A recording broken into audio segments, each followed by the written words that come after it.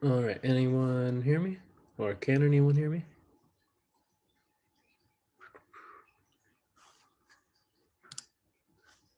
Yeah.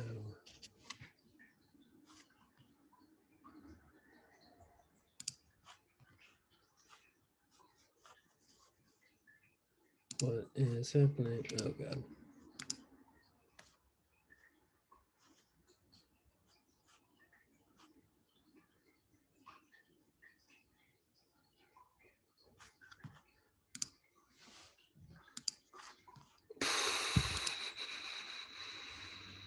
Can we not do what's happening now?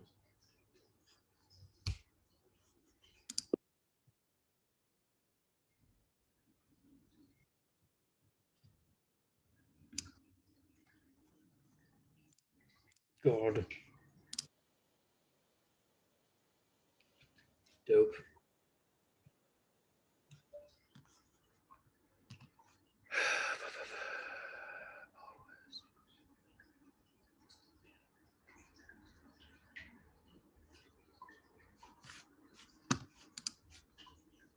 Can't.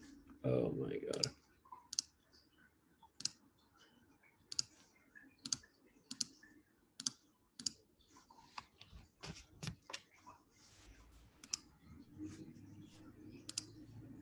Hello. Hello. Hey, can you hear me? Yeah, I can hear you now.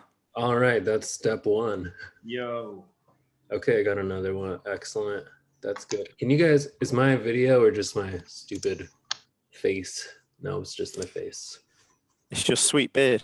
Can you see the little robot down there, the Roomba? Oh yeah. Oh, nice. I wanted to get one of those. Is that one of the like the Hoovers? Yes. Yeah, it is. Oh, nice. You've got to be careful with those guys around cat poo. I've seen some pretty nasty videos Yeah, me too. where they You just are throw normal. cat poo all over the place. No, you're certainly not wrong. I have 3 litter boxes and I should have like a bulldozer or some construction vehicle for those incidents. So I'm gonna try.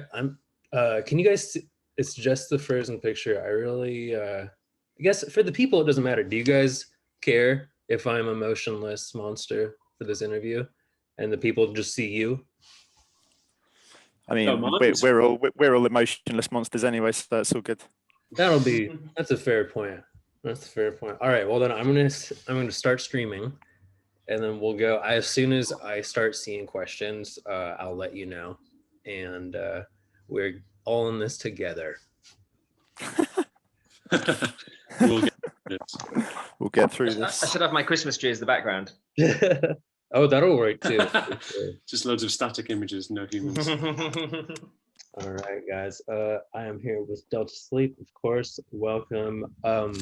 It's great to see you healthy and you're moving. You guys are you're all doing alive. stuff. You're all alive. That's a huge relief to us in the US.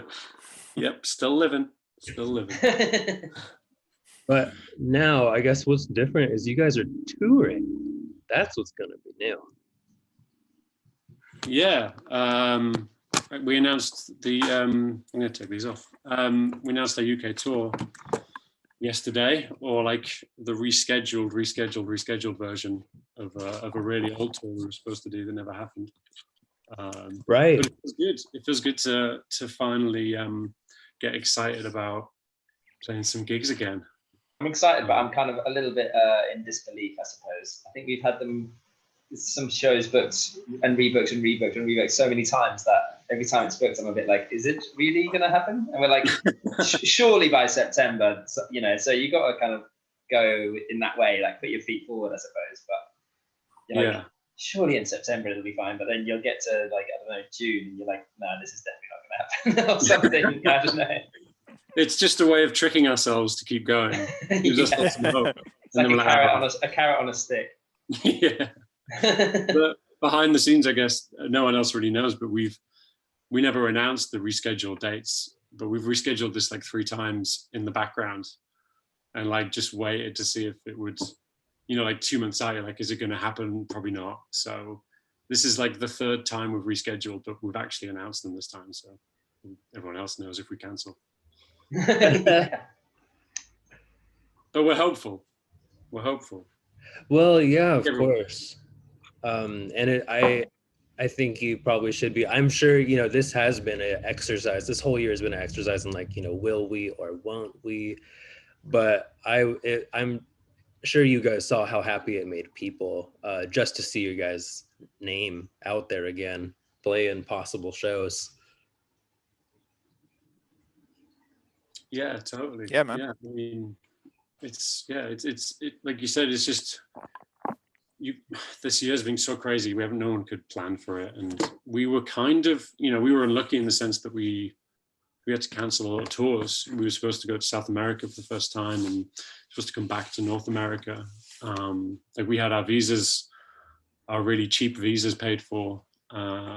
So we got all those, and then everything changed. So, but we were at the end of a touring, you know, the album had been out for a while and stuff. So a lot of bands have been hit harder, I think, than we have maybe. You know, a lot of bands put an album out and then couldn't play any gigs, which is really rubbish. But yeah, for sure.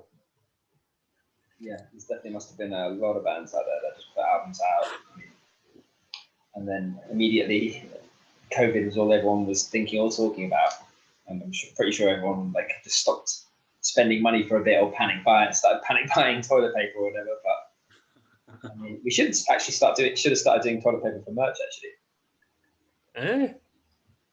Yeah, that's a good idea, didn't it? Yeah. Oh, lost the plate. Oh, he's gone. He's dead. He's dead. Sweet trick. Oh, wow. That was amazing. What a trick. It's weird because it looks like my place. That is And he's in your bedroom. so bizarre. I can't even believe that. Yeah. Oh, cool. Yeah, there's the copycat. It's kind of funny doing interviews like this instead of like in a green room or something, because like Oh, it's I don't know. Yeah, it's quite funny just being in houses. I don't know. Yeah, it's pretty easy to get into it. And it's honestly like part of what we do for these is like we'll do this part the best we can, because it's kind of, everyone has a little different limitations, and then we do a written one that's just normal. Like no one would ever really know that this had to happen, this janky conversation, but we're happy it did, you know, and we just turn it into something that people can read and not have to watch and be like, what is he doing with the camera? Why is he not brushed his teeth this morning? But yeah, was it just me? Was it just me, or did everything just crash out a second then? Just for a second. Yeah, I think you did. You just disappeared. Yeah, you straight up disappeared. Yeah, I think there was a problem with my internet. I went to go and get my Ethernet cable, but I wasn't sure if it was just me or whether it was everyone. Oh, that's cool. You got a little bit matrixy. A bit matrixy. Yeah. a bit Neo-y. Your voice is clear though. It's nice. Okay. Nice. Thanks. Stunning HD. Yeah, very bassy, extremely bassy. Yeah, that's my Barry White vibe. Yeah, no, that's your forte. So speaking of, I saw you guys have a touring band a band that will be touring with you possibly. Can you tell us anything about Bitch Falcon? Yeah, there. I mean, again, it's all really so confusing because there were so many bands. Every time we rebook the tour, we rebook a band. Right. So originally it was supposed to be Town Portal. We're going to come out with this for a few dates, but they can't anymore. But Bitch Falcon, I guess they're kind of like grungy. They're from Ireland, like kind of like grungy. I don't know, like 80s style, lots of chorus, which is fine by me. Yeah, they're really cool, quite energetic, quite fast. They've been around for quite a few years. I think they've been around for like 5 years or so, but their first album came out last month. It's doing really well. So yeah, it's cool to have a band over from Ireland. Normally we Oh. try and just pick friends out with us, but it's nice to take someone out we don't necessarily know that well. Get to know them.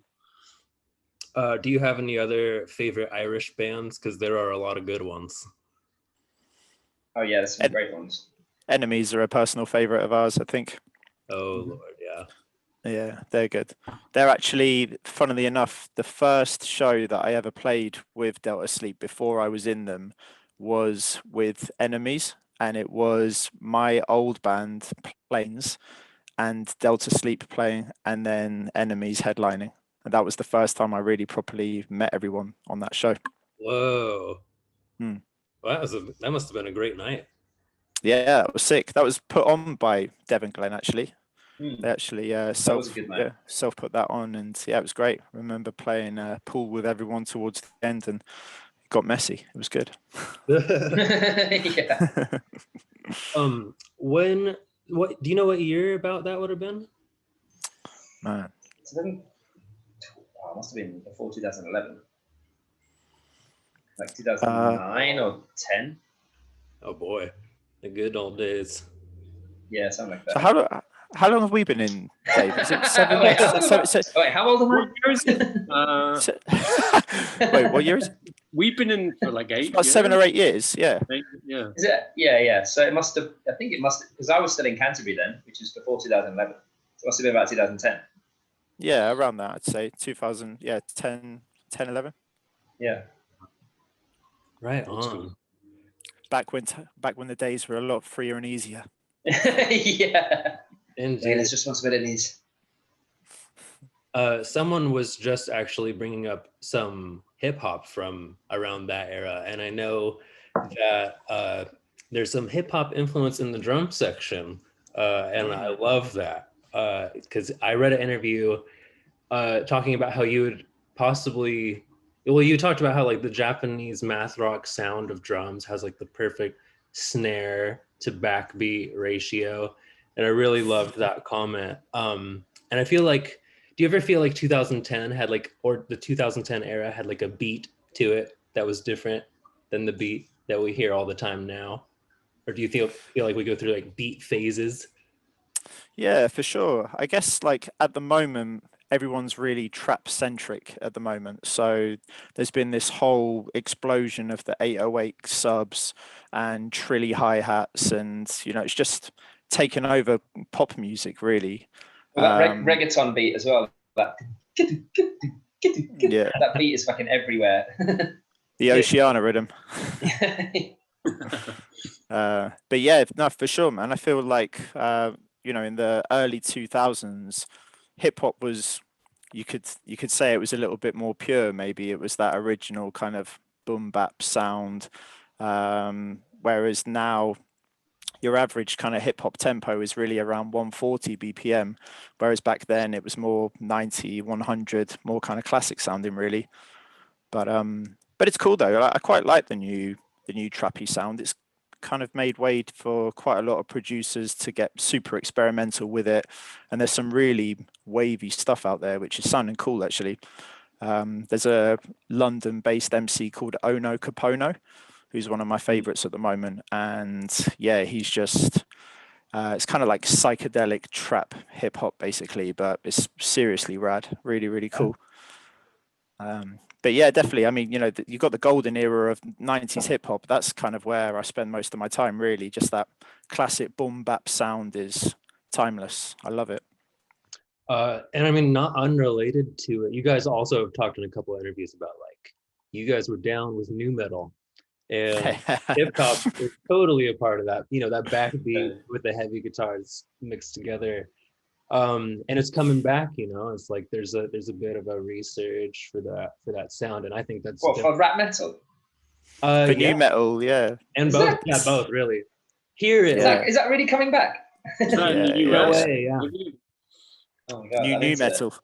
Yeah, new metal. It is Yeah. new. So Like there's a band called what were the Slipknot fans called? Maggots. Mag. Is that what they were called? It's like all of the Maggots' generation of bands. It's like all the maggots out there. It's like a generational descriptor. It's like Gen X. Between the millennials, there's the maggots. Yeah. Yeah. Oh man, 100%.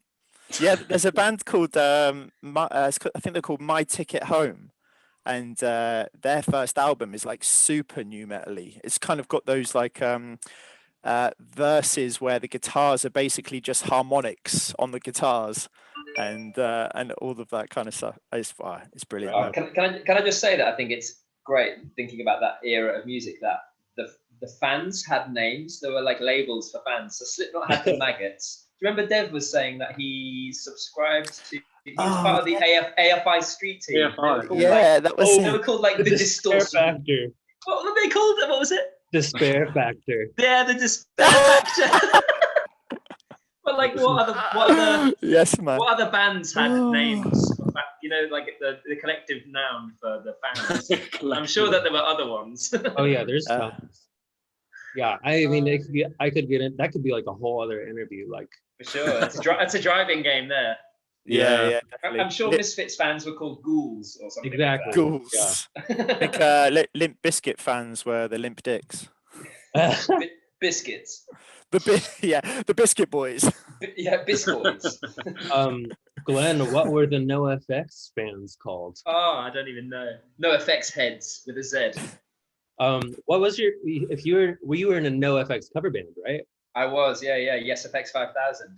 What were some of your fondest, or what are your fondest memories of? Do you have particular covers that you loved from that? I remember. Oh, fucking hell! I can't even remember the names of any of the songs that we did.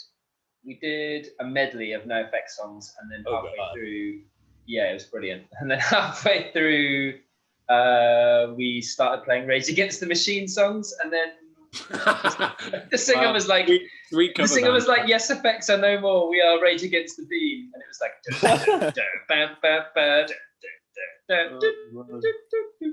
Rage Against the Beam. Yeah, Rage Against the Beam. Anyway, we played one So gig. bad. I was terrified. So you took your punk cover band and you drove it yet again into the rap metal, rap rock. Yeah, actually, yeah, it did. The kind of rap metal scene. Were you a maggot? Is that what this is about? Say again? Were you a maggot? Were you a Slipknot fan? No, back then I definitely wasn't a maggot, but I've become more of a maggot as I've matured.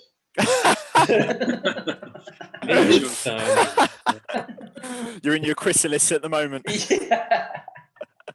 Oh, well, funnily enough, actually, a while ago, we played Southampton, which is where my family are from, or where they live. And after the show, we ended up going back to my house. And my room in my parents' house is like a time warp back to when I was a kid. And I've got all my old VHSs there, and I've got all my old Korn VHSs, and we actually watched a Slipknot VHS that I had in there. I've still got like a VHS TV combo thing in there. Oh man, they're so good. It was so great. Like single unit TV VHS thing was so classic. That's it, literally. And we were watching all these VHSs, and I remember Slipknot saying a really funny thing where they were like, "Yeah, we're not really about gimmicks or anything like that. We just want the music. That's why we wear the masks. Like we just want it to be purely about the music." And it was just like that's literally the biggest gimmick ever, having these masks on. I don't get it. I remember being in that room, Blake, and looking in you had your PS1 still set up.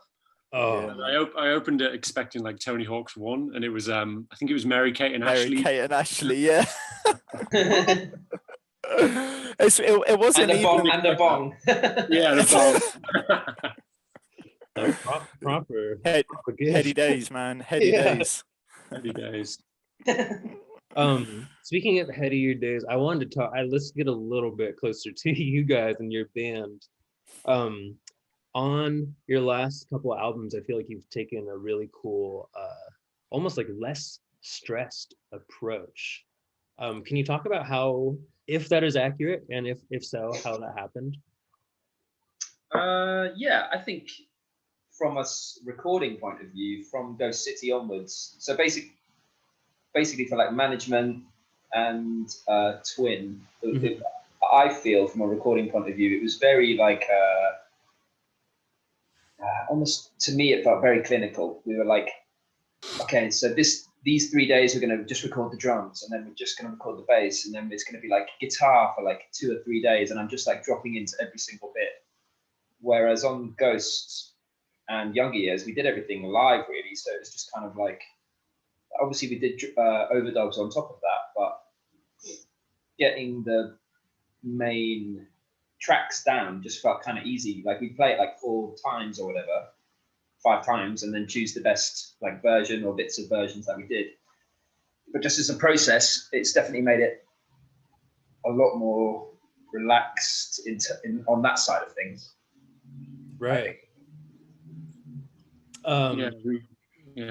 You go a bit less We insane definitely- because you're not like focusing on just one bit over and over again. You're just kind of thinking about the whole song. Is what I kind of mean. Yeah, we tend to spend the first day or two just setting everything up, and then when everything sounds good, kind of just play the song like 3 or 4 times and pick the one that feels the best, and then from there we'll add more to it, like the vocals and guitar overdubs. But yeah, on Twin it was definitely more like we've got 2 days to play all the drum parts, so smash all the drums out, and then you've got 4 hours to do all of the bass parts or whatever. It's just we did that all in quite a short space of time, and in one room. We slept in the same room we recorded it in as well. It was pretty intense. Traumatic. It was a little bit traumatic, yeah. You But, can smell that. Yeah, but what? You can smell that recording. Yeah, right. It was one of those for sure. It's under the nails. But yeah, definitely the recording side was good. And I don't think I have anything else to say. Well, we've been lucky as well, because I guess like from album to album, we've been in sort of nicer studios each time. We did like Ghost out in Italy, which was a really lovely space to be in, and surrounded by mountains, and you're kind of on holiday out there, and at the end of the day you're going back to the hotel eating pizza, and the vibes are nice. And then same with the Younger Years as well. We were out at Middle Farm, and I think we just sort of, after Twin, just decided to try and focus on creating a nice headspace for us to be in, to be able to write. And I've always really loved the Incubus Morning View sessions, and they did like a big DVD about the creation of that as well. And I've always just wanted to be in a space like that, which kind of dictates the mood of the album in a way. So I think it's become less stressful, because as we've sort of continued this thing, we've gradually made it less stressful for ourselves, and we've allowed more time, and we've put ourselves in nicer situations and nicer spaces. And you can hopefully hear that in the music, but for us it makes it a much better process and a much more relaxing process, so you're not stressed or up against it, or you're just doing the best takes you can because you're chill. Well, I think also like part of for Twin, like we kind of just changed bassist and drummer, so we'd like almost drilled the songs so much, like we'd learn every single bit 100% beginning to end.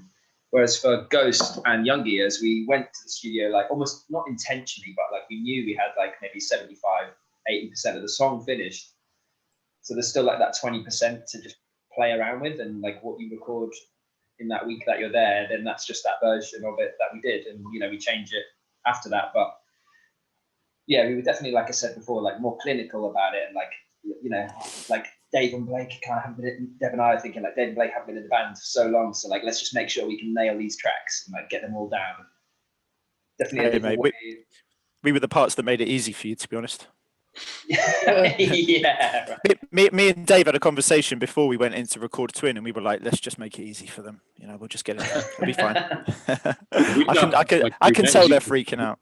But like we tend to before Twin, even though we were quite new, I guess, but we'd been in the band for 2 years by that point, and we toured those songs to death almost. I mean, for Glenn and Dev even more so. Like they played them, well, some of them anyway. Like for like Daniel Craig David was super old, I think, wasn't it? And so, but before each album, we kind of try and do like a mini tour or like a few gigs. So like before Ghost, we toured.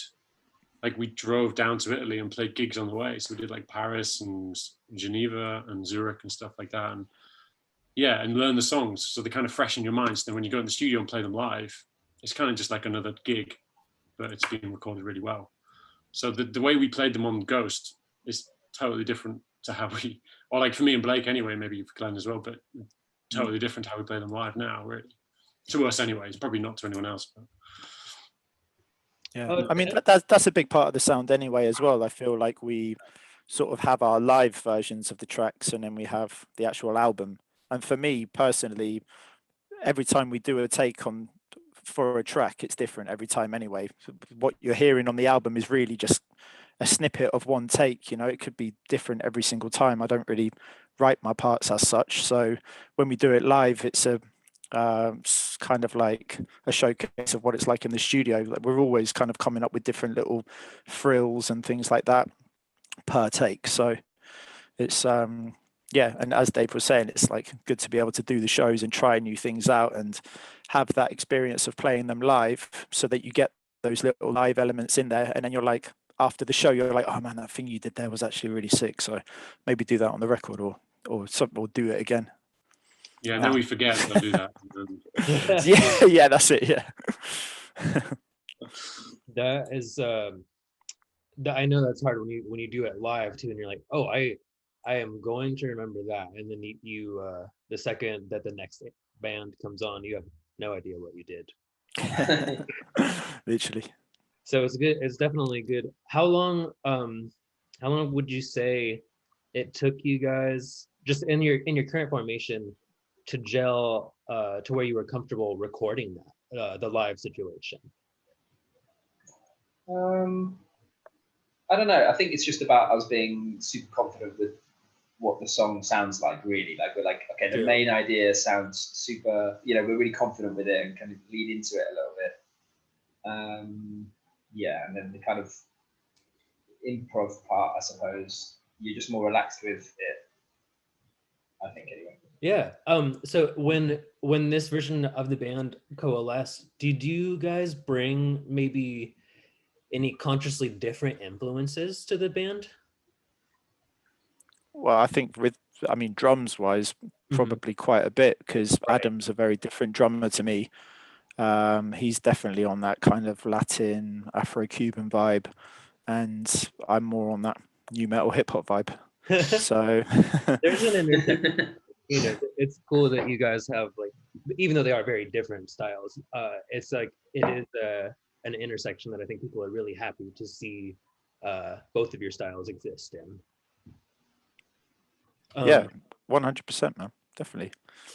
But I think it's been good with all of us anyway. When me and Dave first joined, I think it's the musical chemistry between all four of us meant that it didn't really take a huge amount of time for us to sink into each other's playing.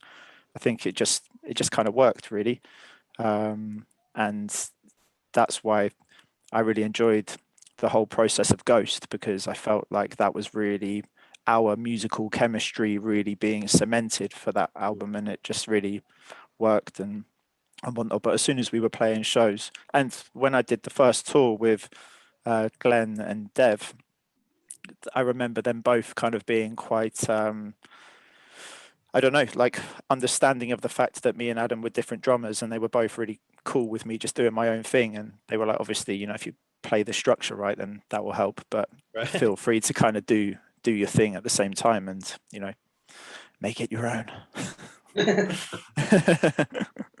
I think, like, before, like, we did so many tours around that time, because we joined like a month or two after Management came out. Like, it was like you guys, I think, Glenn, you guys did a tour in May that year, and then me and Blake toured September onwards of that year. So it was like, before Twin Cap, we did so much touring around that time that it was kind of, I think, after you play like 50 gigs with someone, you kind of that chemistry's kind of already like exactly strong, you know. And then once you've gone to the studio together, it's like, well, that's kind of the other side of it, you know. So once you've done that whole process once, it's like, yeah, Ghost was like the second time round, I guess. So, but I think me and Blake played quite similarly in a way. Like, we're both quite aggressive players, whereas Adam and Maria were both quite they're quite soft players, I guess, like quite light and dynamic in that sense. Whereas me and Blake are quite matched. Like, I did a tour with Adam, the old bass player, on drums, before and after Blake joined. He joined twice. But it was really weird playing with Adam because he was super light and I'm quite aggressive player, so it didn't really quite work, I don't think. But when Blake joined back again, it was like, this really works now. Oh man, that's funny. I think for me, like bass-wise in particular, the only real main difference, or the thing that I noticed, was that Dave's tongue kept coming out of his mouth quite a lot while he was playing. And it's quite surprising. That was a layover like, from my new metal days, I think. Yeah, he used to pulling kind of out like the Gene Simmons. slip out, and then it was just it just changed his tone quite a lot, I think. Yeah, that's where you get that like rich, overdriven, like warm tone from. It's all about the tongue. Like in the studio, Dave's just licking the amp. Licking the pickups. Yeah, yeah, that's it. The lick ups. That's a new song for you guys. Licking the Licking the pickup. pickups. Mm. Yeah, it's a blues number. I guess speaking of, I was gonna ask this later, but we can switch it. You guys have pretty funny / pretty deep song titles, and you mostly you mostly make it funny, and then every once in a while you're just like, oh, that's the damn. Like on the Wonder Years, I almost feel like it was not humorless by any means, but that album made me so happy and sad at the same time. Has there been a shift in your song titles as there's been a shift in your music? Well, I mean, the thing is, I think some of the song titles that you think sound deep are actually for us a joke. Like Right. the younger years. Remember that where that came from? Exactly. Mm-hmm. Well, I don't know where that came from, but no, but we had didn't we have a game in the van where we were trying to think of we were trying to make up a film title, and then the other guys in the van had to be like, say what the plot of it and really map it out. So like, I don't know, you could come up with the title like, I don't know, Bush Action, and then the guys the guys in the van would be like, oh, so that's like a kind of Wild West thing set in, like B movie set in Australia or something like that, and then starring Dwayne Johnson as whoever, and you just go into all this detail about what it was about. But I swear one of the films was called, wasn't it like James Bond, The Younger Years? Oh yeah, and we had all of these like film titles, like Indiana Jones, The Younger Years, and it's about Indiana Jones is like a little boy. I swear that's where that came from. And but The Younger Years sounds like quite a deep song name. But yeah, most of the names come from really long van drives. Yeah. When you're like 8 hours into a van drive and you kind of lost your mind a little bit. It's kind of where they tend to come from. But I don't think they're ever like intentionally not silly on Younger Years. They just ended up being less silly by accident. I don't know. Maybe I mean, like in the air, it's just about smoking weed, really. Just putting it in the air. Oh yeah, because that's what people saying that in the States when we went out, we were vaping. We were like, putting it in the air. Yeah. Put it in the air. Yeah. No. Yeah, I swear. No, it's like a bunch of my friends as well. We would say that, and I think I got like a voice message from one of my friends who we say that all the time, and everyone was sort of cracking up listening to it, and then it just sort of stuck. But that's half the thing on tour. You just get these like random little like soundbite, I don't know, catchphrases or whatever, and you're just so tired and sleep deprived and mad that it all just sticks, and like after a while you're like, yeah, put it in the air. There's a bunch of stuff. Do you guys have any favorite bands that do a similar thing? Because I think that Don Caballero is a really good example of what you were just saying, where it's like an example of almost like an entire sentence will be out there of something he said when he was not thinking at all. Sure. Yeah. I mean, like the early noughties post-hardcore bands. I mean, from the UK scene, like Second Smile, they'd always do great ones. There was one, My Tribute to Those Eyes That Could Sink Ships, and all that kind of stuff.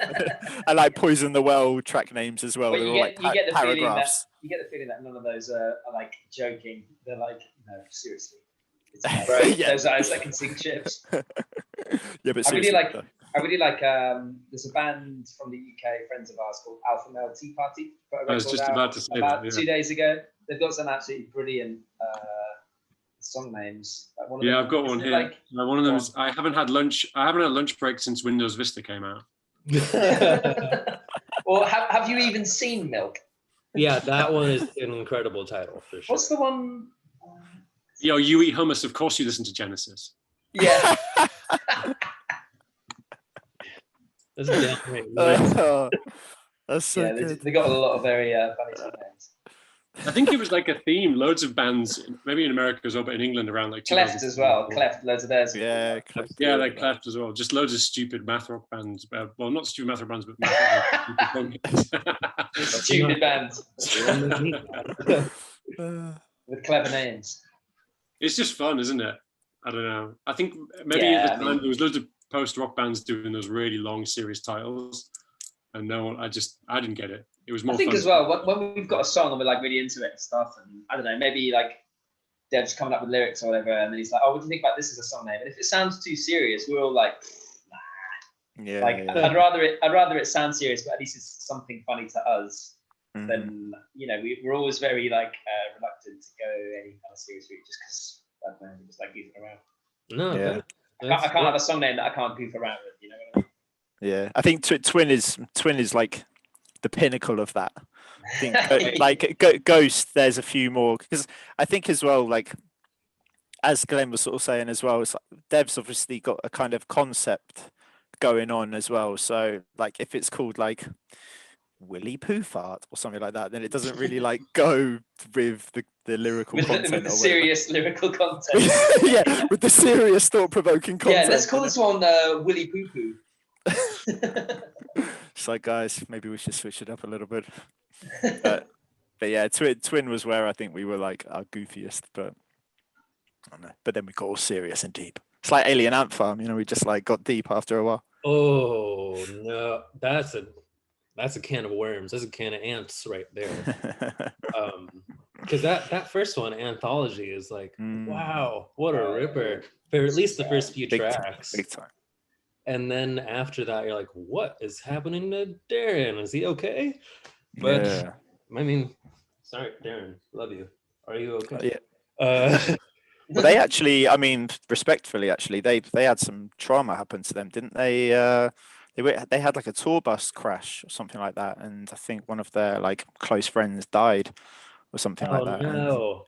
Yeah. I think it was actually quite deep, and yeah, I don't think they were quite the same after that, and it did literally go a bit more serious. Yeah, and lots of things. And in no way, am I going to belittle that situation? But I've definitely bands like Baroness, just to name one off the top of my head. Like, there's all kinds of stories from touring that maybe you'll just hear one, and you're like, man, I don't think I can risk it. I got a comfortable home life. I got a thing going on. But traveling the world can just change a person. It becomes addicting in a way. You're like living a version of life some people don't even really ever get to experience, that amount of freedom. What convinced you guys that it was time now to go on tour, or to at least prepare to possibly put it out there that you might? I don't know if there was. I mean, probably because it's been a year nearly since we played a gig, and it'll be almost 2 years by the time that tour happens, which is crazy to think that it'll be that long, but. Right. Yeah, I mean, I think we just, we exist in a way to play gigs, and a big part of the band is playing gigs. It's kind of the reason you get into playing. Obviously the writing, the recording is important as well, but without gigs, it kind of doesn't really mean anything. So I think it was just wanting to get back out on the road and be active again. Because by the time we get to play, it'll be 2 years since we played a gig in the UK. Wow. It's mad, really. Because we haven't played England since 2018. It'll be 3 years. So yeah, we just want to play some gigs. But also, we've been writing a lot over lockdown, so starting to ramp up the next round of writing and releasing, I think.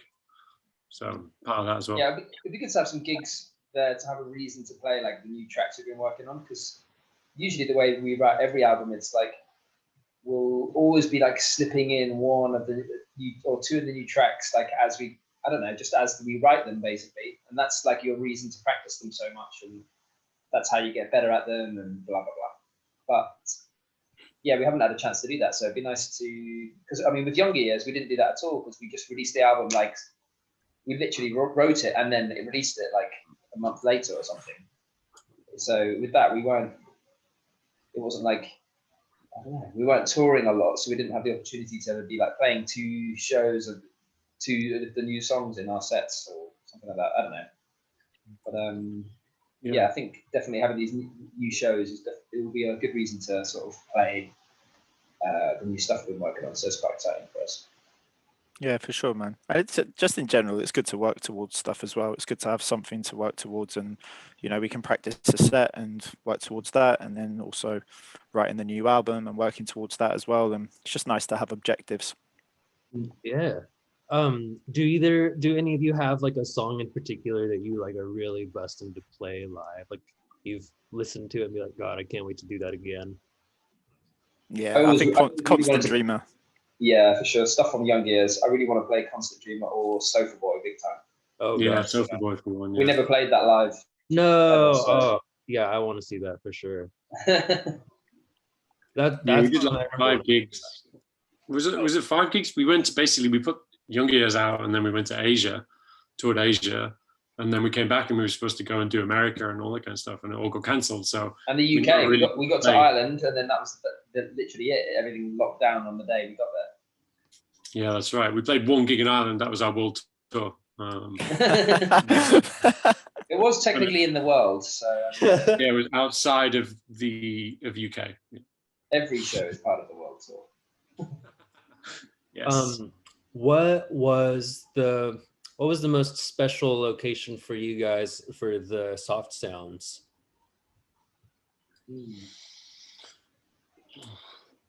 I think the highway in Tokyo, I reckon, just because like that was the first one we did anyway, but also we were just so hyped to be in Japan for the first time as well. It was like literally the dream come true, and I know since we've all started playing music, that's been the dream in some form, to just get out there and do it. So I think the fact that we'd only really just landed, we hadn't played a show yet, and yeah, we just got up there and did it, and I think we were all just pretty tripped out by the fact that we were even there. And then we were playing this on like a bridge that looked like Toad's, what's it called, Toad's Turnpike.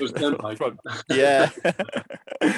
And yeah, I just think that was like a really memorable moment, and to be able to capture that. I remember watching that video loads when we got back and just afterwards, and when the kind of like post-tour blues kicks in, and you're just like re-watching that, and you're like, snap, we were literally there doing it. And it's not, and I actually really love the reworking of it as well. I love the synths on the OP1 as well. And I just think it's a really slick version of the track. Actually, it's really like cool and mellow and smooth. Is it the same for you guys? Go on, Dave, you go first. Yeah, I mean, probably, yeah, that first one was amazing. I also really enjoyed, we did one on the rooftops in Paris. And there we did, I think it was Dot Work. Oh, Dot Work is the one we did. I mean, I didn't really play on either of them. I kind of clicked my fingers. But I had a beer and it was really hot, and we were on our way down to record, go sing. I remember that one as well. It was a really good vibe. We were just on the roof. Yeah, we were just on a roof. We climbed all of these stairs, and got onto the roof through this hatch. Took some beers and our guitars up there, and you could look over the whole of Paris. It was amazing. It was just something unthinkable now, Yeah, totally. Yeah, I mean, that was the one that popped in my head as well, because it was just really hot and muggy, and it was sort of like Augusty, September time, and yeah, just hot, muggy on the roof in Paris, just kind of goofing around playing these tracks. But I'm really pleased with how those ones came out, actually, and yeah, it was just a really good vibe on that roof. Yeah, we'd had a long drive as well. I think we got held up, a lot of traffic, it was and we were late as per usual. And yeah, when we finally touched down after a stressful ride, we were just like, oh, thank God we're here. And it was like really door to door, really. Our feet had barely touched the ground. We just unloaded all of the equipment at the venue and then just went there. And the next thing the last minute, we actually really got a chance to actually take in that we were beginning the tour was on top of this roof overlooking the skyline of Paris. So it was pretty, yeah, it's nice. Man, Yeah. I don't honestly think I expected such a beautiful answer. I know I've seen them and I really like enjoyed those videos and like the new versions of the songs, but that is yeah, that definitely hits home having not done it in so long. Yeah. I mean, it's mad. It's mad when I keep seeing the pictures of us last November traveling around Asia, just like flying from country to country playing gigs. It just feels like such a different world to see the pictures of us, like so unaware. Yeah. See us pictures of us hugging. Yeah, everyone's hugging. You know, everyone's hugging and there's a crowd. Yeah, there's a line of people. You're signing merch and hugging everyone. It's like I cannot imagine that now. Aye. Yeah. But they were all like all of the videos came out really well. But behind the scenes, I guess the thing that isn't put across, which is a good thing, is like they're all done between gigs, you know. So like we'll be driving for like I think it was in the El Pastor one in Dallas. Yeah. We had like a 6-hour drive or something that day to the next gig, and we stopped and did that session. So it's like you got to drive and then cram the session and then drive to the gig. So it's like there's it's not stressful necessarily, but it's just like you've got this very small window and we don't practice the songs. Yeah, we're literally figuring it out in the field. Yeah. So yeah, they're really fun and they're amazing to look back on, like really beautiful videos, but at the time it's quite like, oh god, like, you know, stress. Yeah. So my fondest ones are probably the ones where we weren't so stressed, like Paris, because we were already there. Tokyo, we were already like in the place. We didn't need to rush anywhere to get to the gig. It was just like, we're here, so let's do it. Whereas the Texas one, it was like on the way to something, and we're like always very conscious of the time. Like, sound check is at like fucking 5, so let's get a move on. I think, in fact, if you have the vinyl on the picture on the back, I think it's on the back. There's a picture of us playing. There's a picture of us playing, but it's never been in the video because we did that between. I think we stopped in Barstow and we were driving to Vegas for the last gig of the tour, and we stopped off to do a session, but we kept getting moved. We got moved on by the police like 3 times. So we kept trying to do this session, and then eventually we just, after the 3rd time of getting moved on by the police, we just sacked it off, and then we missed sound check and everything. So it was one of those. Yeah. I mean, we were in the middle of fucking nowhere. We were like next to a nothing dirt path in the middle of nowhere. It's like, you can't be here. We're like, but there's nothing here. Why not? Yeah, we can't be where? We're nowhere. Yeah. We're nowhere right now. Why can't we be here? We're the only thing here. They do get bored in that area. I grew up, or I spent a lot of time in Utah, but right outside of Las Vegas, so like just over the border. And yeah, it's if there's bored cops, they're there. They're in the desert, just waiting for you to go over the speed limit, then pull you over. No one else for hundreds of miles. Yeah, he came the out time of nowhere. somehow. Came out of nowhere, that guy, 3 times. Can you elaborate on the story of Small Pond and how that came to be? Of Small Pond? Yes. Sure. Yeah, I mean, it's a company that I run with a few friends. So there's five of us. And it's basically a recording studio based in Brighton where we all live, or most of us live. And it grew into like a multifaceted place. So it's like a studio where people can go and record or practice. So we practice there. But also we put on gigs. So I put on Bad Pond Festival once a year. And also we run a label. So we put bands out. But, you know, it started about 6-7 years ago. With just an idea, I guess, basically. And then we got a building in Brighton and we turned 7 offices into recording rooms. It was very, very tiring, but it turned out really well. And it's still going today. So yeah, that is Small Pond. Awesome. Yeah, it was really inspiring. I know a lot of people in different areas all over the United States who did something similar, even on like smaller scales just to help represent their scene, and seeing it done by Small Pond with a genre and like different kinds of bands that you don't typically see with decent production was really refreshing, and I think a good shot in the arm for the scene in general, because people were like, we can represent ourselves and our friends even if they only have like 10 fans on Facebook, you know, so what, they kick ass. Yeah, totally, man. I mean, that you know, Small Pond effectively was just a group of friends that all played in bands that wanted to put, well, you know, the label side of it, like wanted to put out records and wanted to put gigs on, you know, same as all of us as well. Like, I think a lot of us started out by just putting on bands we like. And Small Pond was just like a continuation of that in a slightly more professional way, I guess. Like, the older we got, we learned how to do things better. And, you know, our camera skills got better, or, you know, our ears got better. So, yeah, it was just something we'd done all of our lives, but we brought it together and kind of just kept it going. So yeah, it's great. It's really good. Excellent. Given that experience for you and for the rest of the guys, what can you tell me about working with Mark Roberts and like the way he like affected production for you guys? Who wants to go? Yeah, I'll go for it. I really love working with Mark. He's brilliant. He's totally on our level, sense of humor wise. He's like insanely dry, which we just absolutely love. Yeah. Also, he really lent into the live side of us recording Ghost City and Young Years, and was really kind of instrumental in, I think, making us feel just more comfortable with it, and just being like really not doing that like, you sure you want to do that? It was like everything was like, yeah, totally, we can do that, let's do it. Or coming up with all these ideas. Like, for example, on Younger Years, he suggested we were there for like we did 5 songs in 5 days or whatever, and he was like, every day we'll just do one whole song beginning to end. So do the guitars, the drums, the vocals, the overdubs, the everything in one song in one day. So each day, new day, we could just have new equipment or new anything. It's just, I don't know, just a really refreshing way to do fully live track stuff, I thought, which, yeah, definitely was Mark bringing that in. Yeah, Cool. 100%.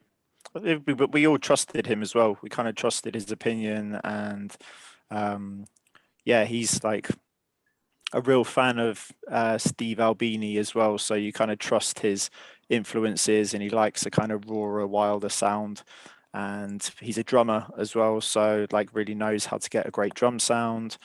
And yeah, he was just like really good to have around, just to kind of break up the social dynamic, and just he's a proper workhorse as well. So he was just like getting on it, and yeah, he's really great to work with actually, and just it all sounds amazing. He definitely gets that rougher sound. Like I think which is what we were after when we went for him, like just a harder, heavier sound. Because like his band Broker, he produces all of that, and they've got really like just quite rough post-hardcore production. And he did that Black Peaks album or EP, Right. and just a bunch of like he does like Tosca and things like that. So he definitely does works on a kind of heavier side of the spectrum to us. But I think it's good. It kind of brings us up into that heavier sound. Yeah, it's sort of I would love to see him work with like Alpha Male Tea Party if he hasn't already, because their last album was such a kick-ass experiment, I feel like, in production. Like the new one that just came out, Infinity Stare.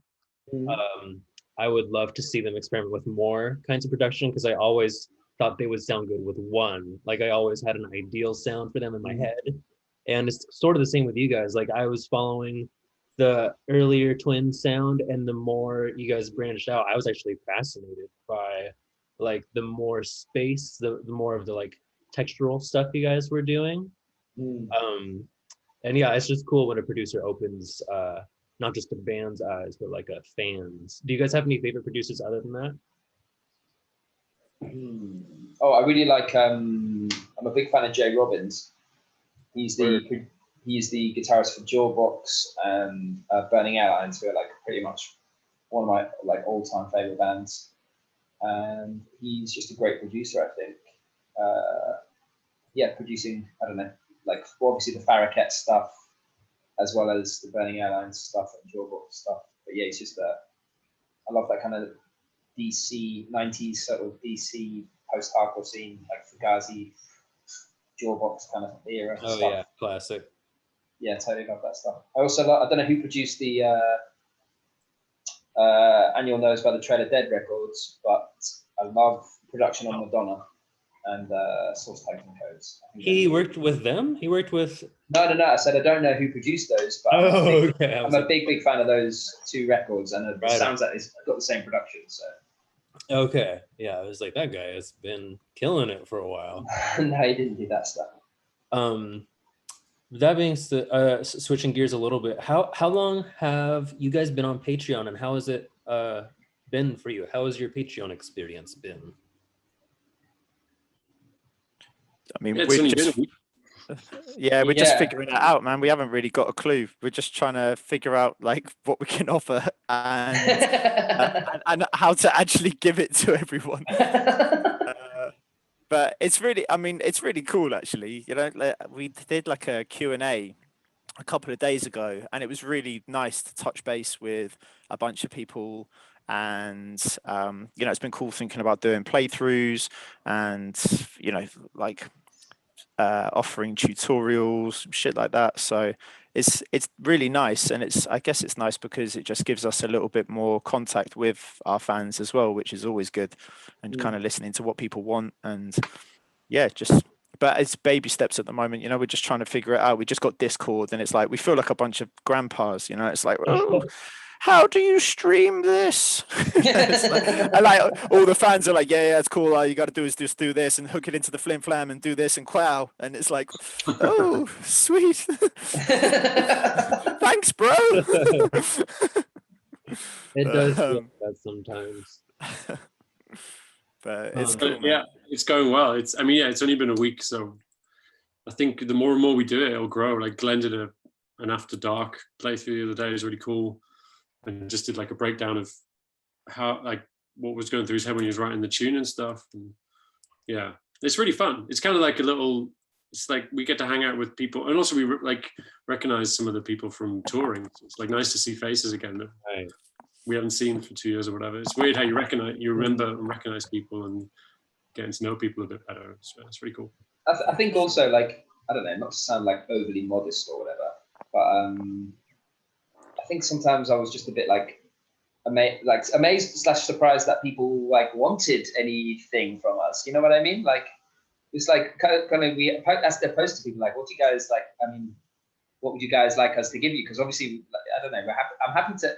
It's good to like have a reason to do, I don't know, make videos or playthroughs and stuff. But I don't know. Like, I kind of just never really thought anyone would want to watch a video of me playing through one of the songs. I don't know if that makes sense or not, but no, it's nice. Sure. It's definitely, yeah, I don't know. Or like I put like a guitar lesson up there and sold a guitar lesson, but I mean, I never really thought anyone would want a guitar lesson with me. Does that make sense? Yeah, of course. So yeah, as soon as it was like, oh fuck, someone's actually bought this lesson, and I'm like, oh shit, and I'm like messaging Blake like, so how am I supposed to do this? Because I'm in Brighton and this guy's in Australia, and I'm like, how can I teach this person guitar over the internet? But you know, just I think having the reason to do it is really making you figure it out. So I don't know, even just doing little playthrough videos. I never thought of doing it or tried doing it before, like 2 days ago. So yeah, it's cool. It's I think as a result of lockdown, it's just another example of lockdown kind of forcing another string onto your bow in some senses, you know. Right. Like we can't do shows and we can't have that social interaction and like just exchanging ideas and seeing people and doing all that stuff. Like it's missing for bands and musicians generally. So it's definitely another way to connect with people and share your music, and for people to just directly ask you and be like, you know, how do you do this and what's this weird sound that you do, and I can show them a video of me doing it and you get a perfect idea of what it is. But again, I would have never thought of doing that just before people started asking us to do a Patreon, really. But yeah, it's cool. Oh, excellent. We do have a question actually from the crowd, from Sickopated. We got, is there any way I can access the Delta Sleep E EP. The Delta Sleep EP. It's out there somewhere. It's on the internet somewhere. I know it is because we were in this Q&A with the P-heads, as we call them, the Patreon people. That's what you call your fans? Yeah, the P-heads, or the P-holes. Sure. Yeah, see, they're like maggots. Yeah, to each their own. But yeah, and then someone was sending all these links like, oh yeah, I've got it. I ripped it from YouTube or whatever, and it's on there. So it's on YouTube somewhere. I don't know about the physical copy. We found some, and then we sold them at like a charity auction. Do you remember? For Dan? Yeah, we found some in an old van. Yeah, in an old van under the chair. There was loads of these old EPs, and so we sold them like online, and all the money went to this charity. But hey, it's out there somewhere. Check out on YouTube. I'm sure it's there. Yeah, just YouTube to MP3. You'll find it. Oh yeah, that's classic. When or if let's say the UK tour actually goes really well and things all over the world get a little better and you could even come over to America for a little bit. Is there any American food that you miss, or are you disgusted by us? What was that? For the first week of the tour, I love it. Yeah, I was just trying to think of that hot dog place, man. It was like like a service. It was a service stop, wasn't it? Yeah, a gas station / hot dog. Yeah, Like, it dared me to go big. Oh, was it called Sheets? Sheets. Oh, Sheets! It was, yes. Yeah, Sheets. We stopped off there, and it like dared me to go big. So I went double, and I remember that day. I can't remember where we were going to, but when we arrived, there was another Sheets, and that day I had 4 hot dogs in one day. It was brutal, really brutal, but like also incredible at the same time. I mean, I think we found Denny's quite hard. We went to Denny's. Yeah, Denny's that was harsh. That was really brutal. I mean, like In-N-Out burgers are classic. Like I think we really loved that place. I mean, on the West Coast, I always love getting tacos just because tacos are so like, you have like proper taquerias there, so it's like a real nice excuse to eat some delicious food.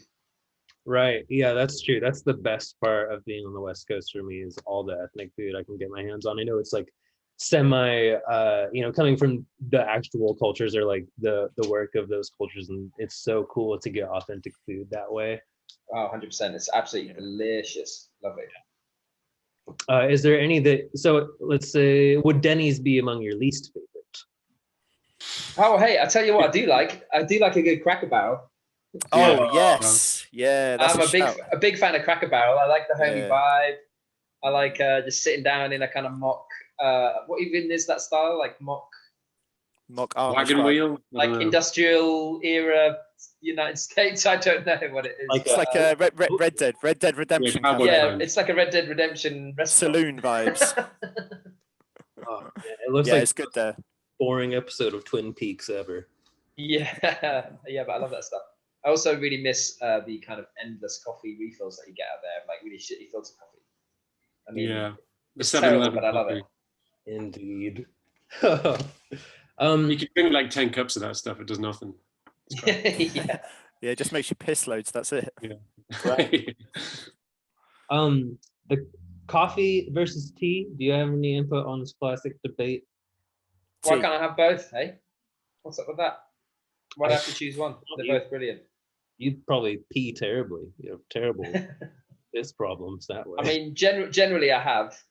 When I wake up at like 6:40, 6:50, I have a cup of coffee at 7, usually 2 in bed, and then a cup of tea when I get to work, another cup of tea, cup of coffee. So I'm about like three cups of tea and 2 cups of coffee guy. All right. I'm gonna have to start doing that. Yeah, just mix it up. Coffee, tea, coffee, tea. Start with coffee. Okay. You won't regret it. That's a track name there. Coffee, tea, coffee, tea. Do you guys have any albums of 2020, like the ones that you really just rocked your socks off? It's a topical thing these days. Oh, Pet Fox, band from Boston, which is I think it's the drummer from a band called Ovlov from out there that I love. But there's a really awesome, like, what do you call that? Boston area? Just Boston, I guess. That kind of northwest northeast area, kind of just shoegazy punk, which just sounds absolutely awesome. And Pet Fox are the bands that I really love from this year. Right on. Yeah. There's also a great band that we toured with last time called Glima from Denver. Kind of similar world, kind of like shoegazy, I don't know, dreamy grunge. I don't know, super. Yeah, they didn't have an album out vibes. this year, though, did they? No, not this year. Neither did Pet Fox. That was last year. Oh, was it? Yeah, but they're good albums. Well, I discovered it. You did put an album out this year. Yeah, I'm sure. Down Through, I think it's called. Yeah, it's really cool. Yeah. Really cool band. I think I'm not usually the biggest fan of his, but for some reason the new Drake album really hit me. And so during our first lockdown, you were allowed out for like an hour to exercise.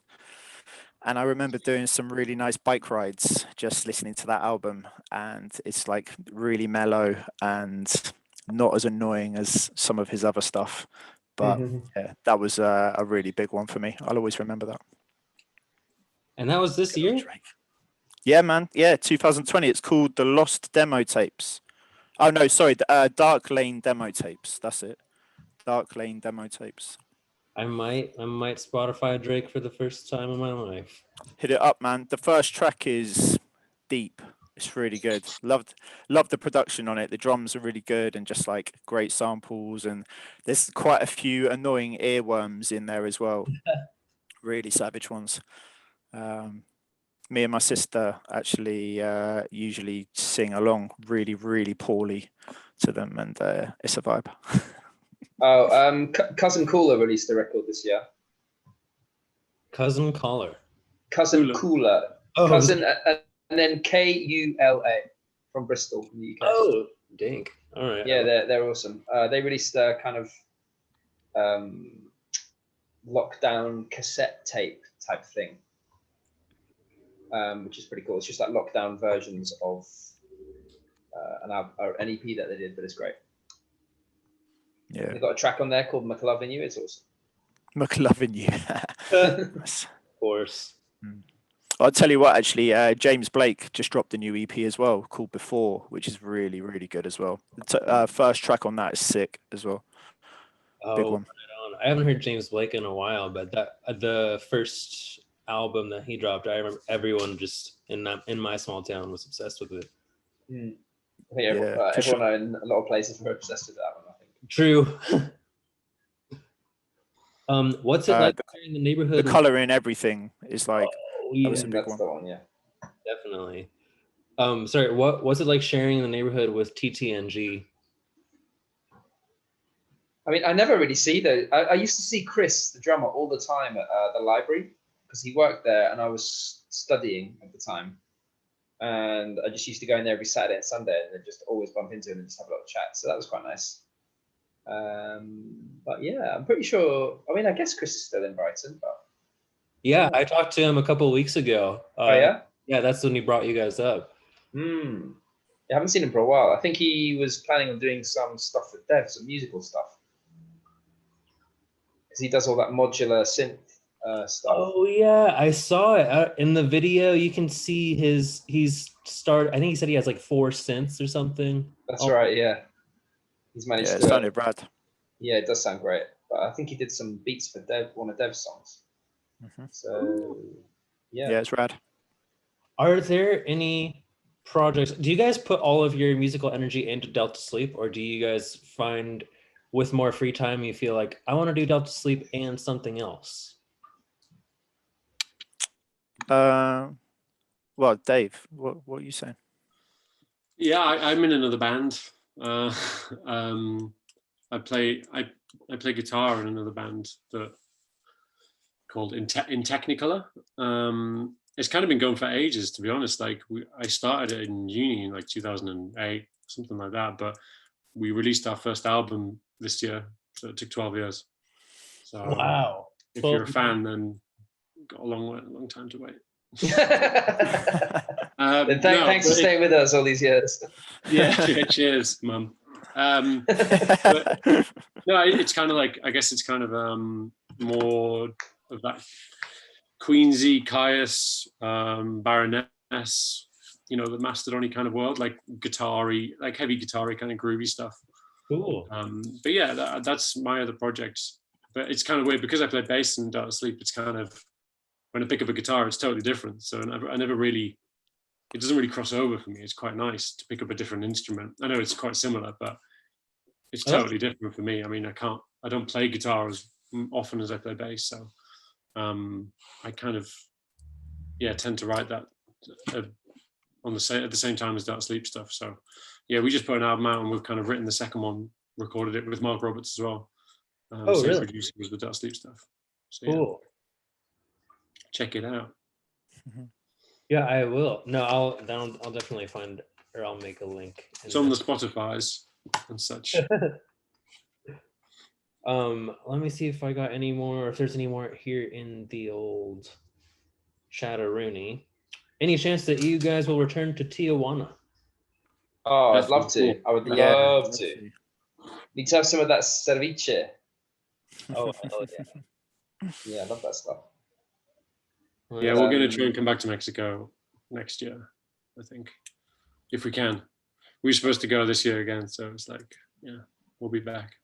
I know we just got all these ducks in a row for like a Latin American tour with like Mexico in there and loads of South America, and then suddenly it was like poof, it's gone. And it's gone. And that's not happening. But yeah, we'll be back to Tijuana. Sure. TJ. And we got. What is this claw you're doing, Blake? The claw.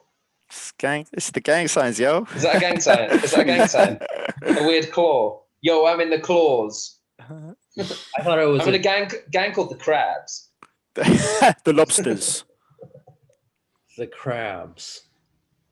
Not a spy. Oh no, it's spy turtles and spy dolphins. Spy crabs could have been your next. Spy crabs, yeah. Spy crab, yeah.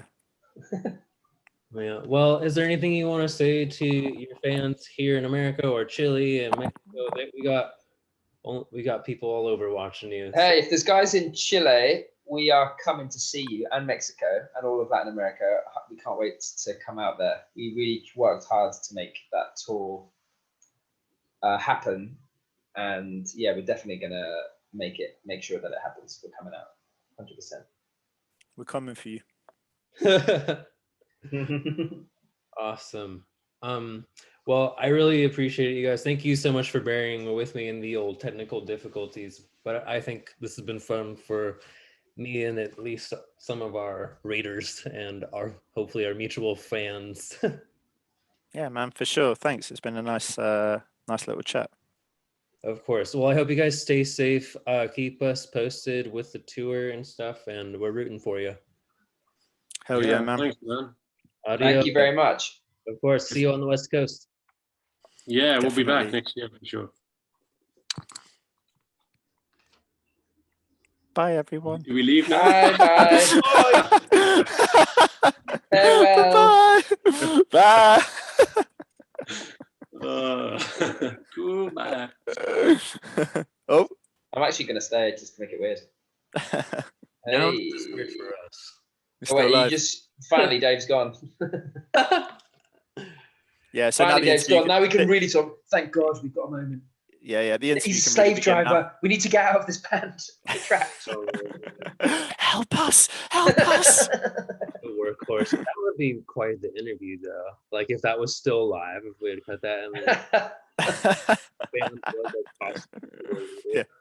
No, seriously, get help. Honestly, he's gone now. Please. he's not making quarantine easy. All right, gang. I'm gonna go have my dinner. All right, yeah. Thank you guys so much. I will send you guys. If you have a claw, I'm clawing back at you. I recorded the whole thing on my computer, and then I also have the phone angle as well. So Great. And we'll get probably the video version up later today, at least this stream, and then it'll be a couple weeks at least before I get the written one out, but then I'll send that to you as well. Cool. Sounds great, man. Good. All Nice right, one. thank you guys, and then stay healthy, stay safe. I can't wait to see you guys here in the US. Yeah, You same, too, man. Michael. You take care of yourself, man. You too. Peace. Bye. Bye.